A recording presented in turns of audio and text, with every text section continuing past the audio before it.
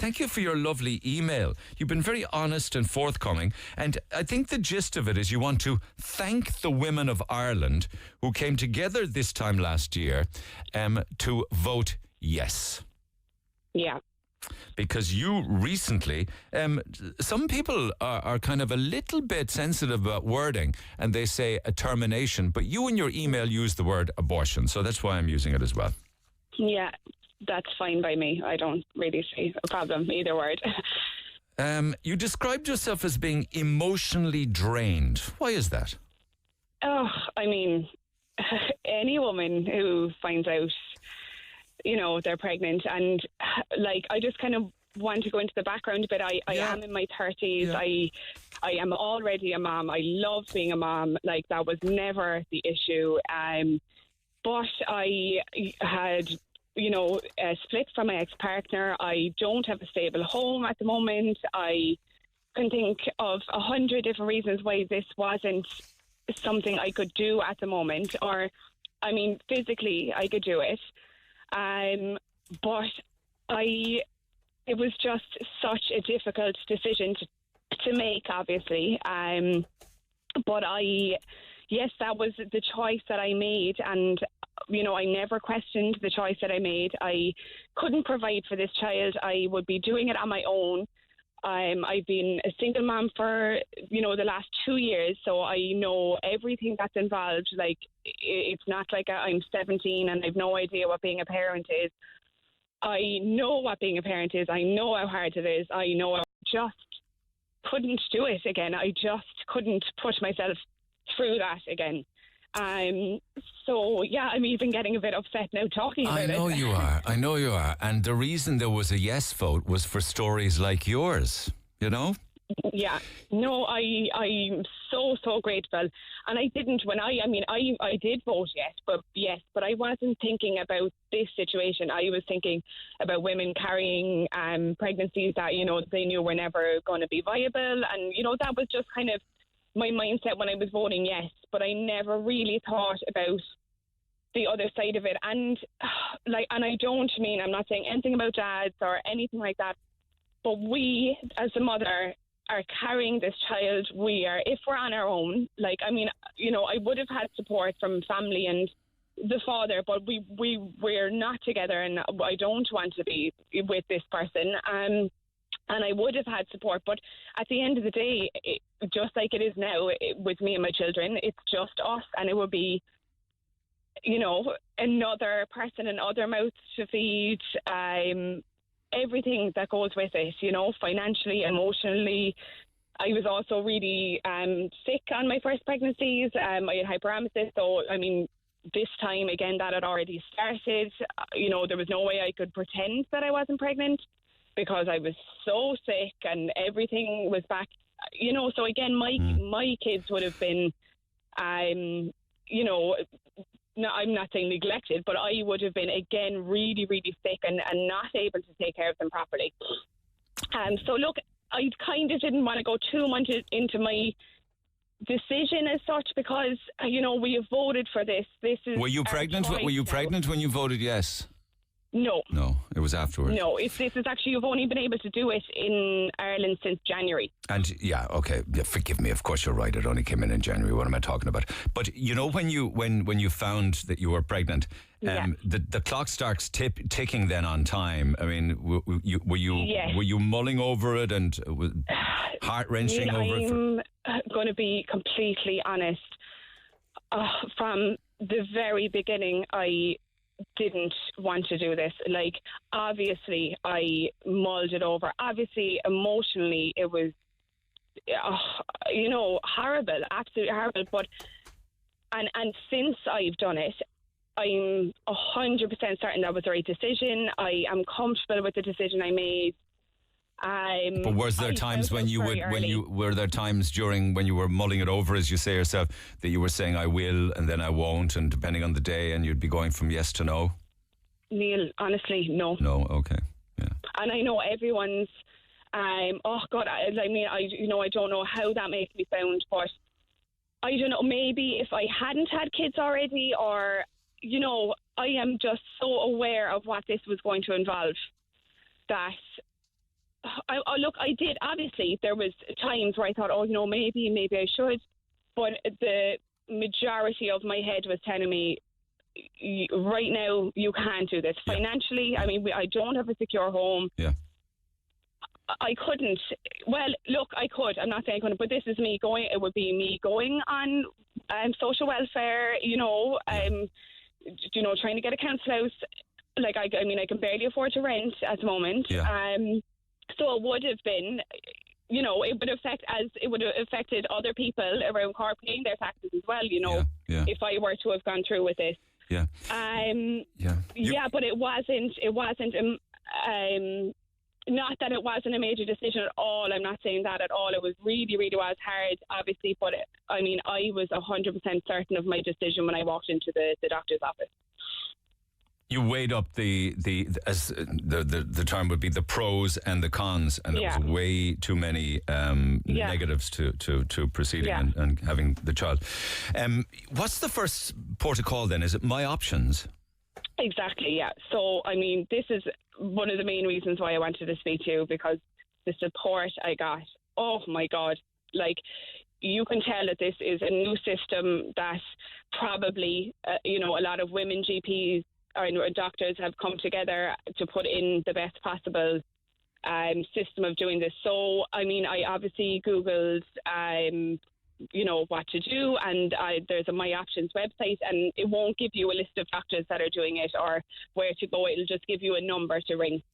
So I rang the number, and they offered for me to speak to a counsellor or whatever first, and I said no. Look, I just kind of want to know where I need to go or what to do. And she gave me a list of a doctor that was the nearest to me. So is there any more to My Options than giving you the name of a doctor?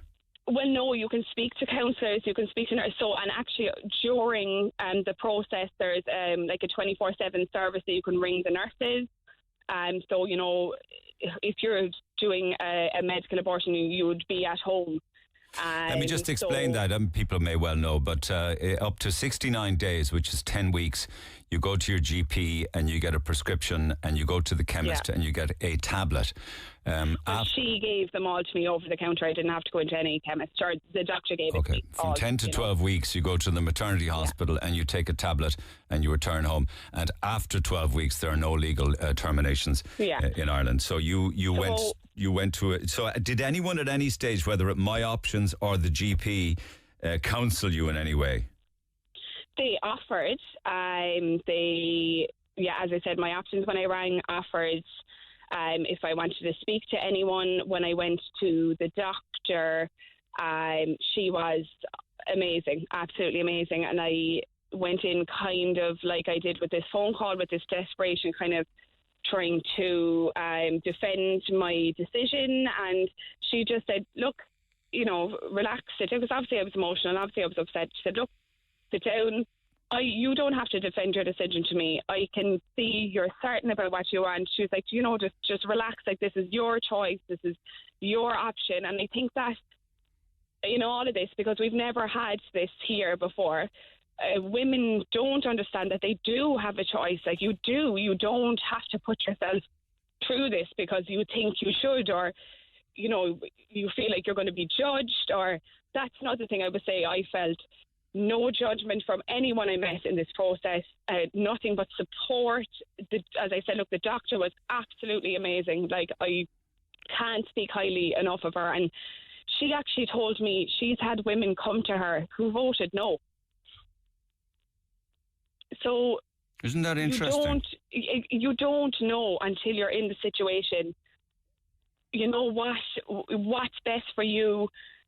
You're the one going to be left with it. I'm not saying anything about tablets. I'm just saying, look, in my experience and in a lot of women's experience who've been left on their own, like, you are this, the one person there with your child. You're the person rearing them. You're the one worrying. There's no one going to try and talk you down from this anymore, because this is the law now, and you're absolutely entitled without having to give any explanation to anybody. But I'm just curious, did anybody say to you, well, the part you said there about you didn't want to have a baby with your ex-partner because you didn't want to be involved with that ex-partner.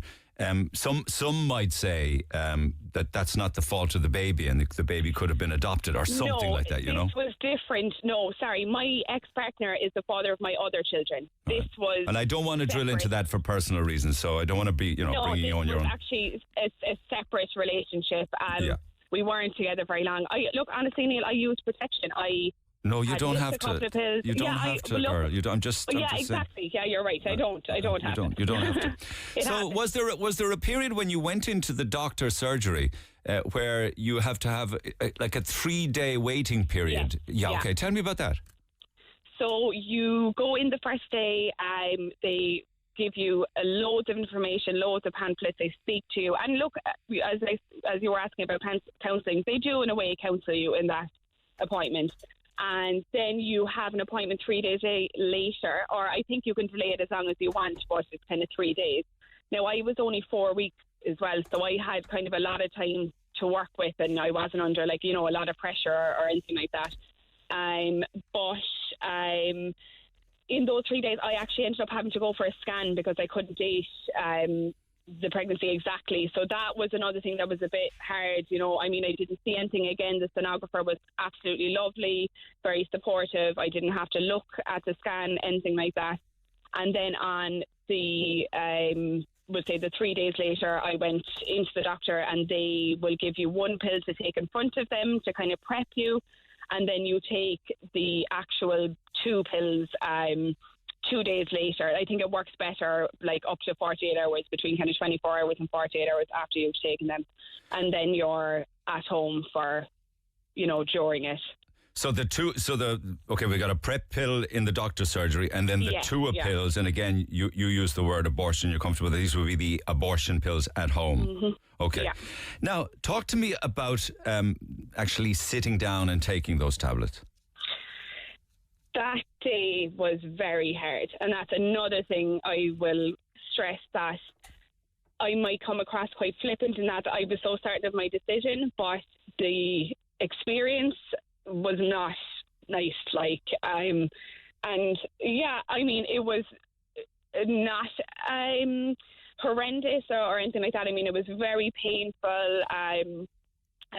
You're given painkillers though, but it was horrible.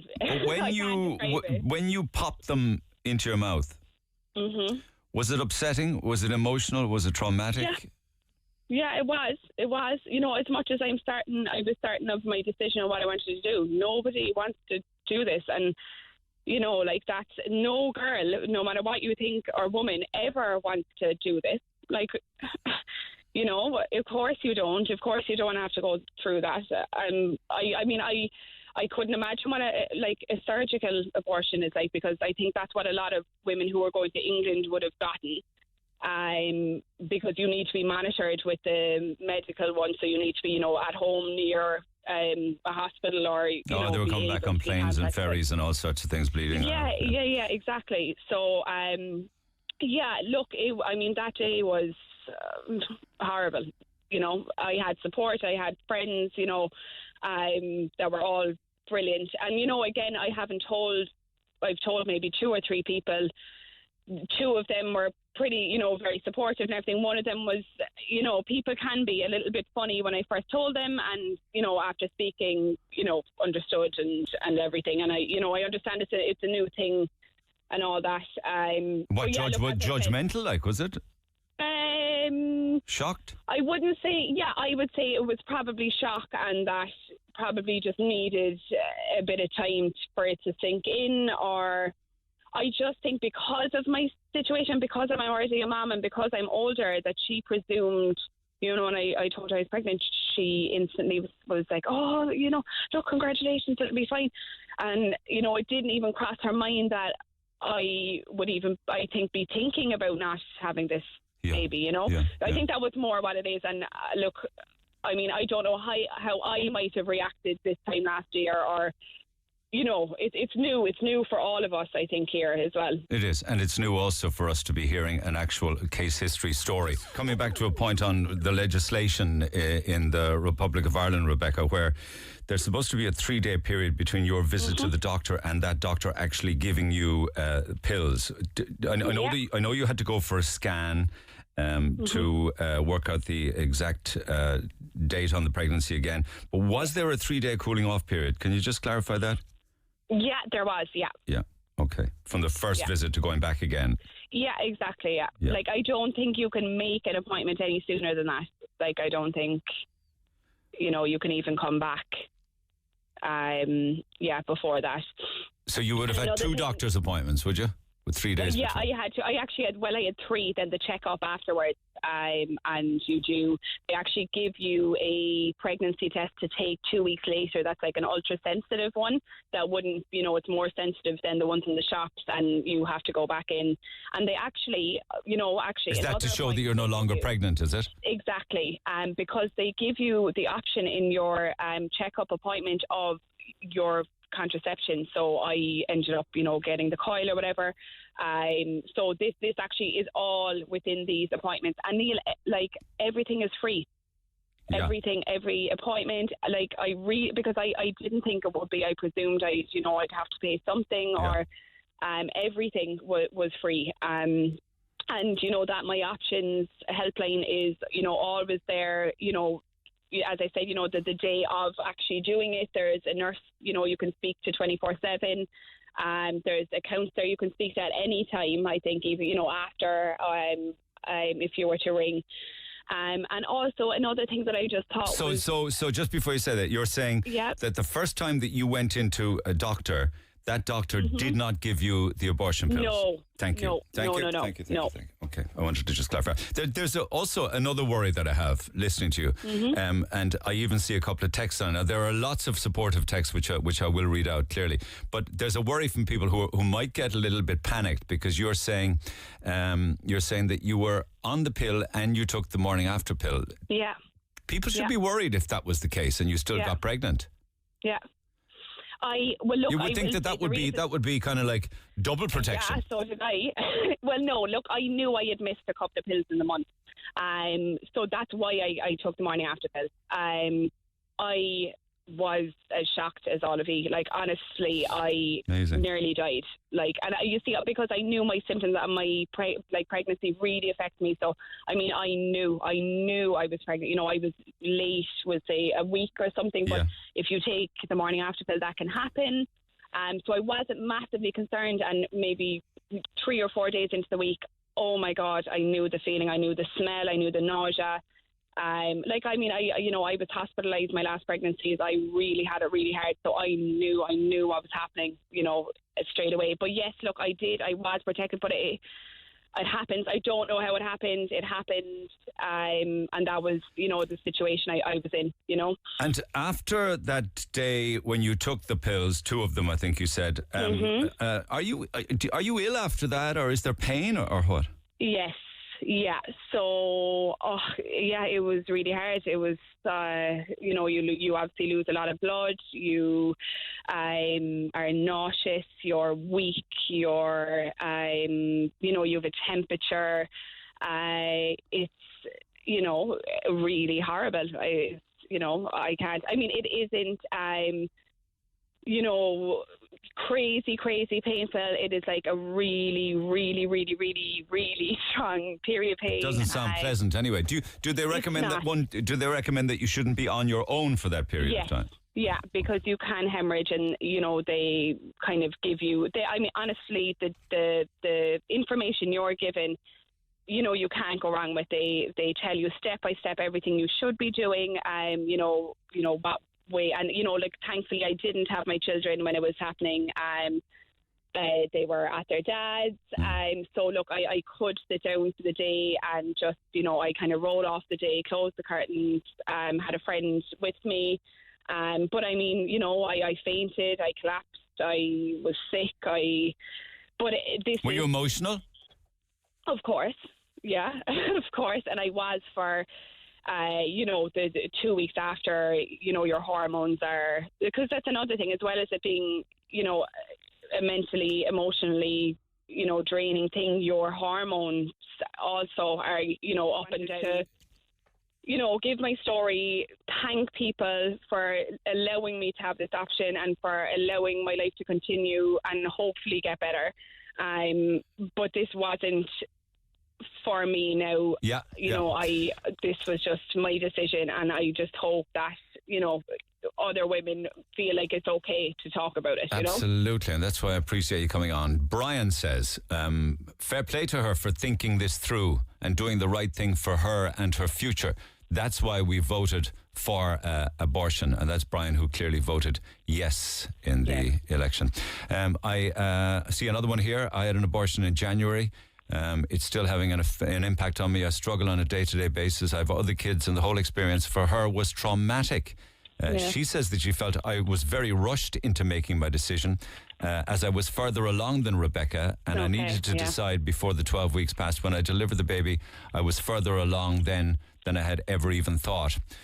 So, you know, you can see what women go through, you know. Look, 100%. Look, I was really, really early on. Like, I was only 4 weeks.